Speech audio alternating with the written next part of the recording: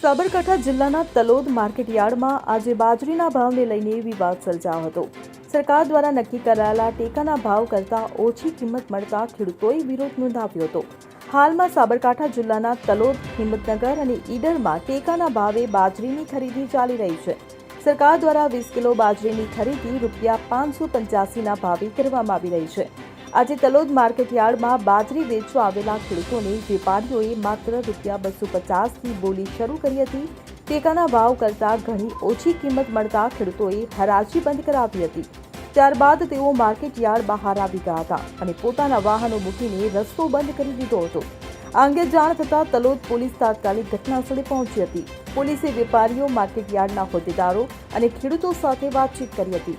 પોલીસની સમજાવટ બાદ મામલો શાંત પડ્યો હતો અને માર્કેટયાર્ડમાં ફરીથી હરાજીની પ્રક્રિયા શરૂ થઈ હતી। Bureau report CN24 news.